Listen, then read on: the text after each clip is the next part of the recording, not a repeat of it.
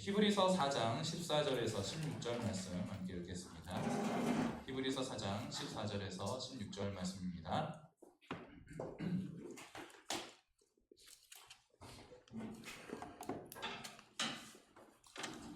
한 절씩 교독하시겠습니다. 제가 먼저 읽겠습니다. 그러므로 우리에게 큰 대제사장이 계시니 승천하시니 곧 하나님의 아들 예수시라. 우리가 믿는 도리를 굳게 잡을지어다.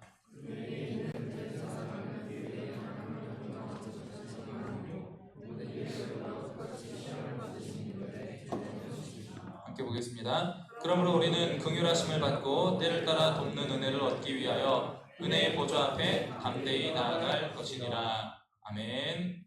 할렐루야. 아멘. 샬롬. 샬롬. 우리 함께 인사해볼까요? 샬롬. 샬롬. 네, 안녕하세요와 같은 의미죠. 네, 여러분 한 주간 평안하셨습니까? 불편하게 한 주를 지내셨나봐요. 아무도 대답을 안. 평안하셨습니까? 근데 침묵. 어떻게 한 주간 힘드셨어요? 많이. 뭐가 제일 힘들었어요? 사람이. 우리 신일 형제를 누가 괴롭힐 사람이 있나요? 그러니까 참 인생을 살아가는 데 있어서 너무나 힘든 일이 많죠. 괴로운 일이 많고. 근데 그 상황만 보면 우리가 참 힘들고 괴롭지만 그 상황 뒤에서 그럼에도 불구하고 우리를 인도해 주시고 우리의 삶과 형편을 지켜주시고 보호해 주시는 하나님의 은혜를 깨닫게 되면 여러분들의 인생이 더욱더 감사와 기쁨이 충만하게 넘치는 아름답고 행복한 인생으로 변화될 줄 믿습니다. 왜 이렇게 힘이 없어요 우리 청년들이. 운동을 안 해서 그래 이것들아. 네. 여러분 정말 우리 젊을 때 정말 힘있게 살아야지 나이 들면 힘을 내고 싶어도 낼 수가 없어요. 젊었을 때 여러분 맛있게 먹고 또 열심히 운동하고 또 열심히 인생을 아름답게 즐기며 살아갈 수 있는 여러분들 됐으면 좋겠습니다. 아멘. 우리 계속해서 사도신경에 대해서 공부하고 있죠. 사도신경에 대해서 함께 말씀을 나누고 있는데 오늘은 예수님의 승천하심에 대해서 함께 말씀을 나누어 보려고 합니다. 자, 하늘에 오르사 전능하신 하나님 우편에 앉아 계시다가 라는 문구에 대해서 우리가 함께 말씀을 나눠보고자 하는데요. 지난주에서 이제 예수님이 우리를 위해서 죽으셨고 장사 지내신 의미가 나의 삶 속에 어떤 의미가 있는지 우리 말씀을 통해서 나누었는데, 그래서 이제 예수님께서 우리를 위해서 죽으시고 우리를 위해서 죽은 자 가운데서 부활하셨다는 사실은 이제 잘 알게 됐어요. 그렇죠? 기억이 안 나나 봐.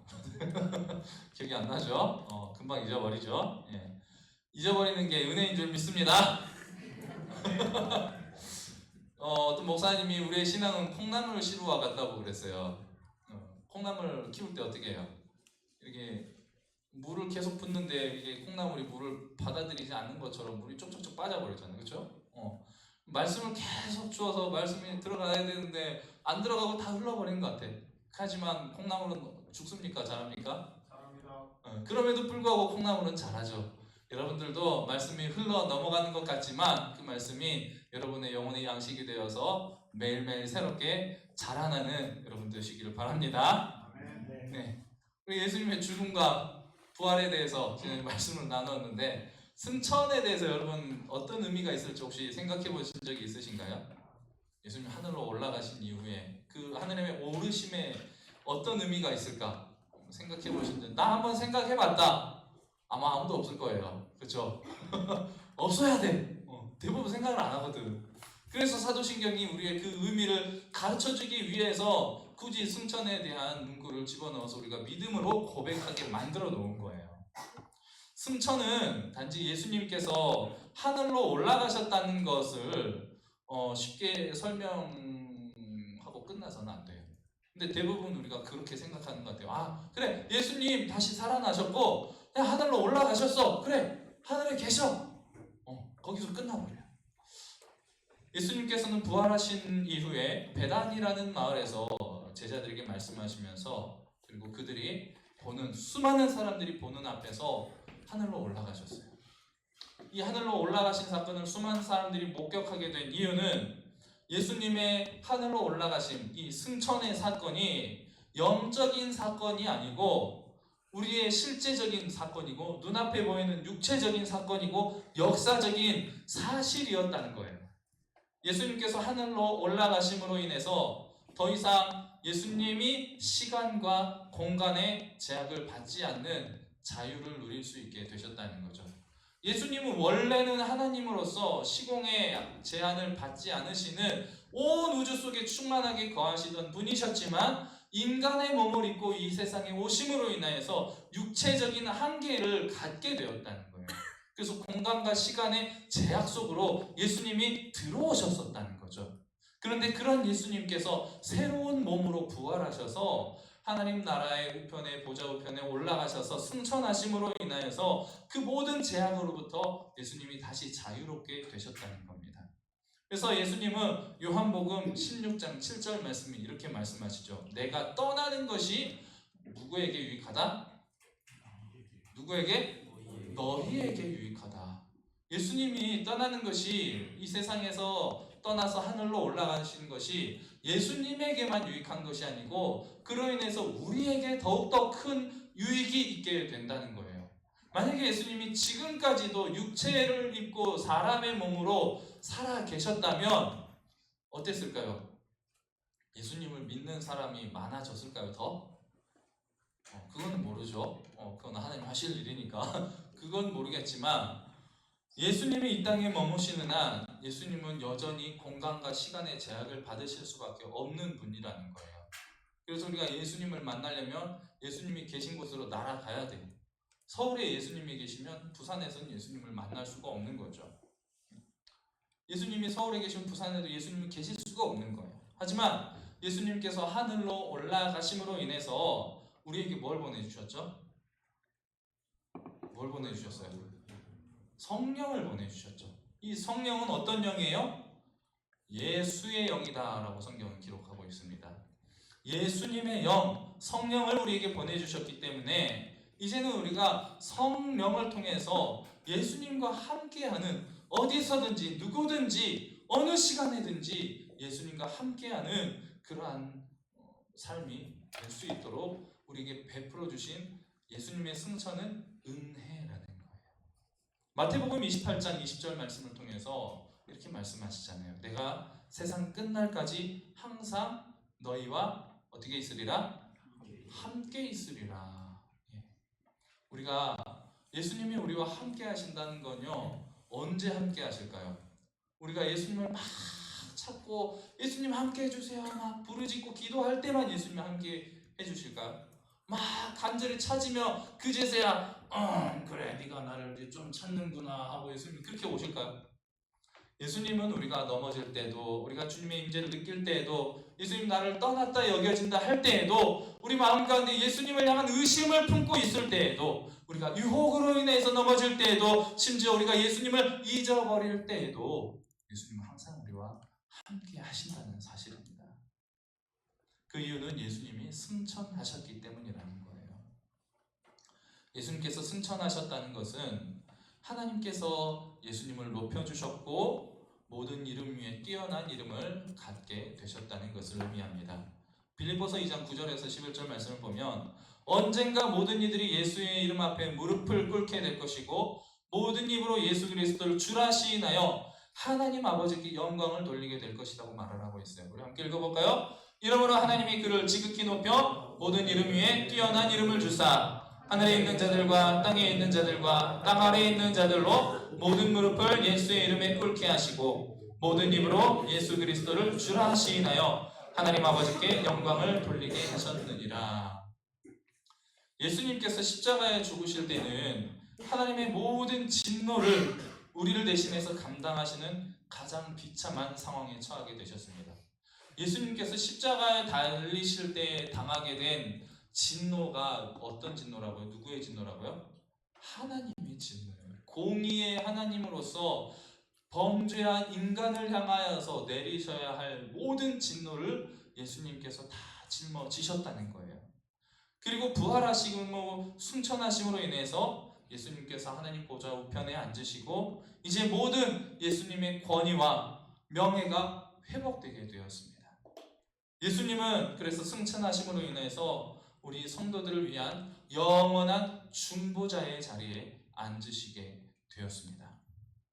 예수님은 이 땅에 사셨으며 극심한 고통을 몸소 느끼고 경험하고 또 그것을 견디셨기 때문에 우리가 겪는 고난과 어려움에 대해서 누구보다도 잘 알고 이해하신다는 거예요.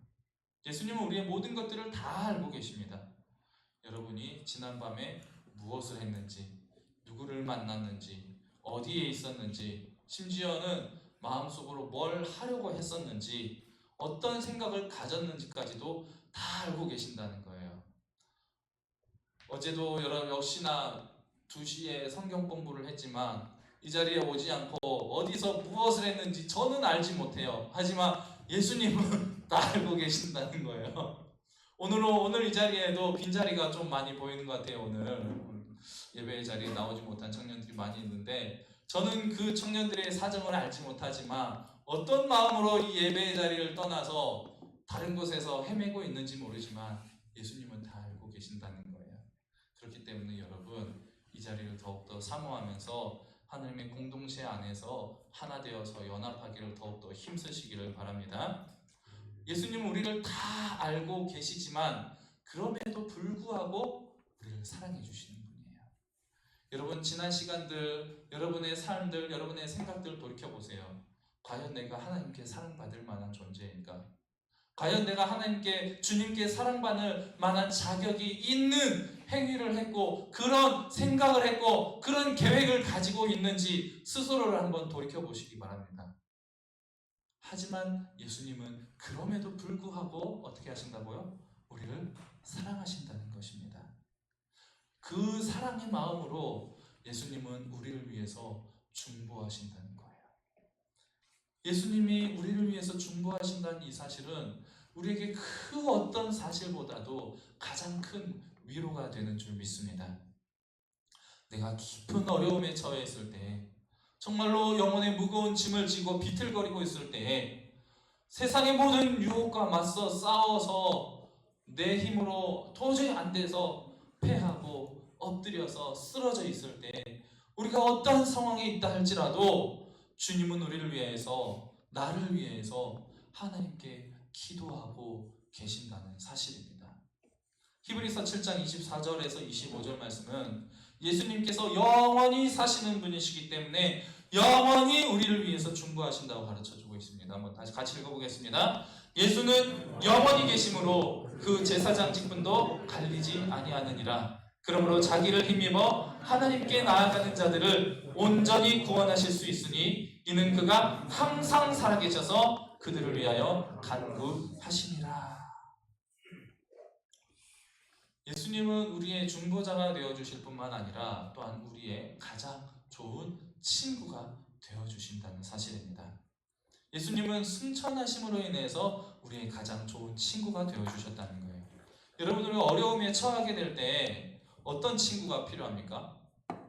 나의 문제를 공감해주고 염려해줄 수 있는 친구, 그리고 그 문제를 적극적으로 해결해줄 수 있는 친구가 필요하죠. 제가 근데 사실 공감이 많이 약해요. 많이 부족해요. 지난주에 어떤 일이 있었냐면 가수 누구였지? 누가 죽었죠? 휘성. 휘성이 죽었어요. 휘성이 죽고 나서 그 기사를 저희 아내가 보고 휘성이 죽었대 그랬는데 제가 뭐라고 대답했을까요? 그 나랑 뭔 상관이야 그랬거든요. 그랬더니 공감을 안 해준다고. 사람이 대화를 하기 싫게 만든다고. 그래서 싸움 아닌 싸움을 할 뻔했어요. 그런데 예수님은 저와 다른 분이세요. 저는 이렇게 공감이 되게 많이 약하고 부족하지만 예수님은 누구보다도 우리의 형편과 상황을 공감해 주신다는 거예요. 근데 제가 좀 연예인들이 종종 이렇게 자살을 하거나 많이 죽게 되잖아요. 저는 연예인 걱정, 정치인 걱정하는 게 제일 싫어요, 세상에서. 그래가지고 그 이야기에 대해서 저는 누가 뭐라고 해도 좋은 반응이 나가지 않을 것 같아요.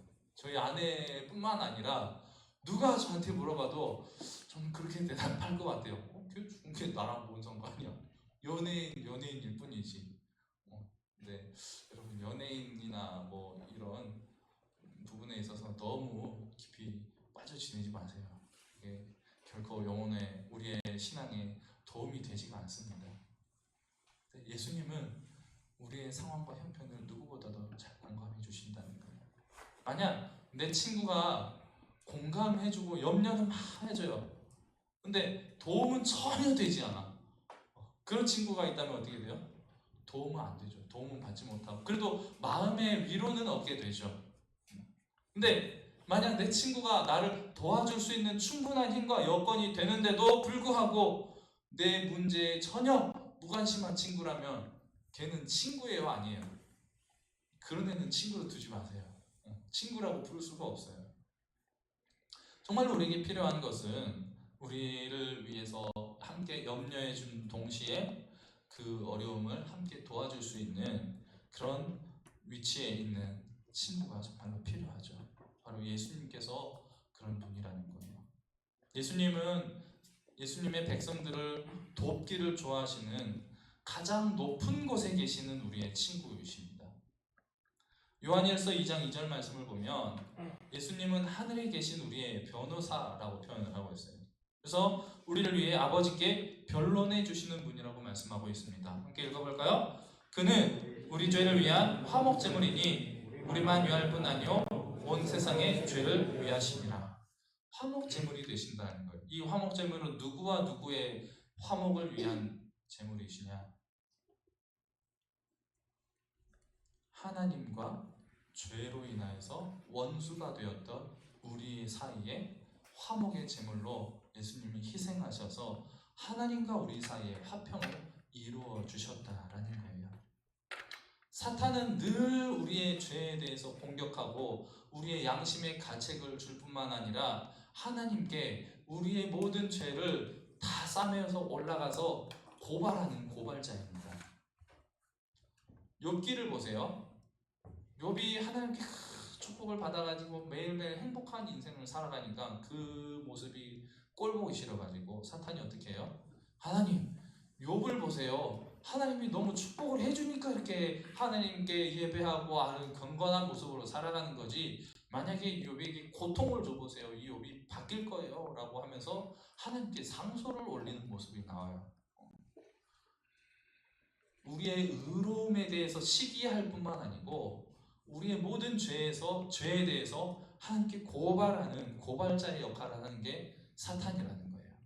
사탄의 역할이 단지 우리를 죄로 이끌어가는, 유혹하는 그런 일만 하는 것이 아니라는 거죠. 그런데 그러한 사탄의 고발의 앞에서 예수님은 우리를 위해서 우리의 변호사가 되어주시고 우리를 위해서 변론하시며 우리를 위해서 중보하신다는 거예요. 뭘 가지고 변론하시느냐? 하나님의 약속을 가지고 예수님은 변론하신다는 거예요. 그리고 하나님의 그 약속의 증거이신 예수님이 자신의 못 박힌 손과 발을 하나님 앞에 내어서 증거로 제출하신다는 거예요.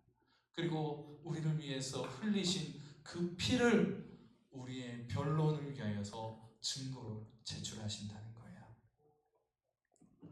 하나님은 예수님이 증거로 내놓으신 그분의 못 박히신 손과 발, 옆구리의 창자국, 우리를 위해서 흘리신 그 피를 보시고 사탄의 소송 앞에 기각이라는 판결을 내려주시는 것입니다.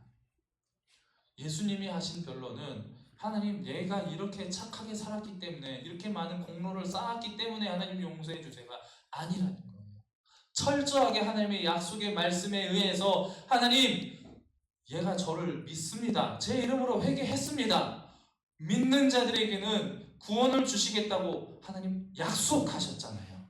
약속의 증거가 이거지 않습니까? 하나님, 제가 그 약속에 증거이지 않습니까? 라고 말을 하면서 우리를 위하여서 변론하신다는 거죠. 그래서 예수님은 우리를 위한 이 이 소송에서 단 한 번도 진 적이 없으십니다. 예수님은 성부 하나님의 오른편에 계시기 때문에 우주의 최고의 권위는 바로 예수님에게 있다는 거예요. 그리고 그 최고의 권위를 가지신 예수님께서 우리의 변론자가 되어주시고 우리의 증거가 되어주신다는 거예요. 또한 예수님은 승천을 통하여서 우리 성도들의 운명을 보장해 주십니다.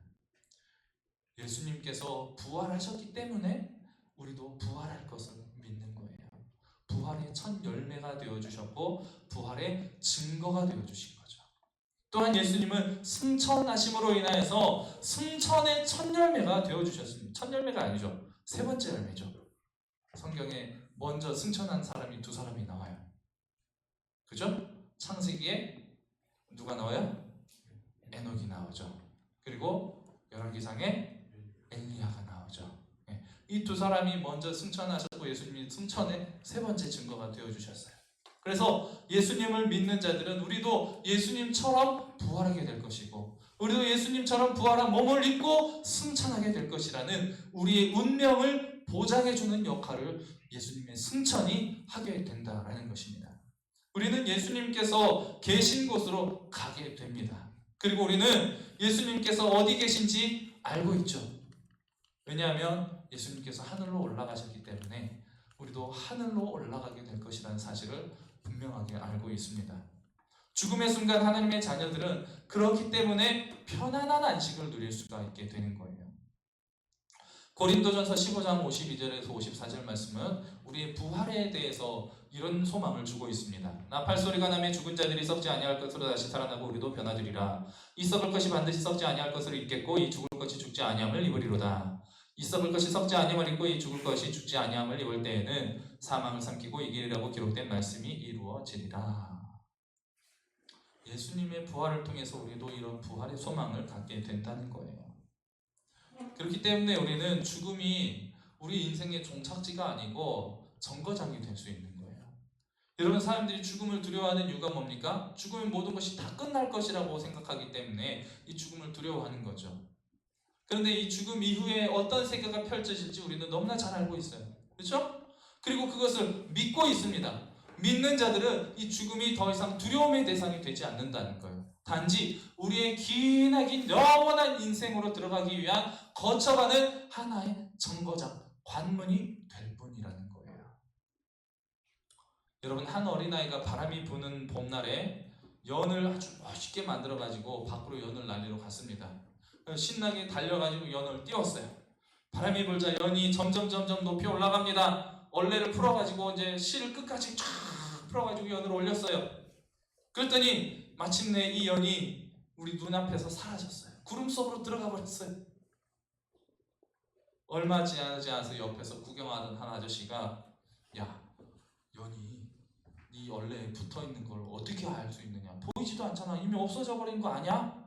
그러자 이 아이가 뭐라고 대답해요? 줄에 당겨지는 힘이 있어요. 이게 느껴지잖아요. 연은 분명히 내 실에 붙어 있어요. 라고 대답을 해요. 여러분, 우리도 마찬가지입니다. 예수님께서 이 땅에 있는 우리의 영원한 본향으로 끌어당겨주고 계신다는 거예요. 비록 예수님을 우리가 눈으로 직접 볼 수는 없지만 예수님께서 우리를 이렇게 당겨주신다는 사실을 우리의 영혼이 느끼고 있다는 거죠. 우리는 마음을 통해서, 예배를 통하여서, 기도를 통해서, 말씀을 통해서 예수님께서 우리를 당겨주시는 것을 느낄 수가 있는 거예요. 그로 인해서 주님이 어디 계신지 우리가 알 수가 있고 우리도 언젠가는 주님이 계신 그곳으로 올라가게 될 것을 믿고 확신하는 삶을 살아갈 수가 있게 된다는 것입니다. 예수님의 승천은 우리에게 주시는 놀라운 은혜와 축복인 줄 믿습니다. 비록 우리 눈앞에 보이지 않는 분이라고 할지라도 여러분, 예수님을 믿는 믿음을 어떠한 상황에서도 포기하지 마시기 바랍니다. 그리고 내가 예수님을 믿는 하나님의 백성이라는 사실을 날마다 기억하며 살아가시기 바랍니다. 예수님의 백성으로서 그의 합당한 삶을 살아가기를 또한 힘쓰시기 바랍니다. 여러분, 죽음을 두려워하지 마세요. 죄를 두려워하지 마세요. 넘어질 거, 실패할 거 두려워하지 마세요. 예수님께서 우리를 위해서 기도하고 계십니다. 누군가 널 위하여 누군가 기도하네. 내가 홀로 외로워서 마음이 무너질 때 누군가 널 위해 기도하네. 이 누군가가 우리의 예수님이십니다.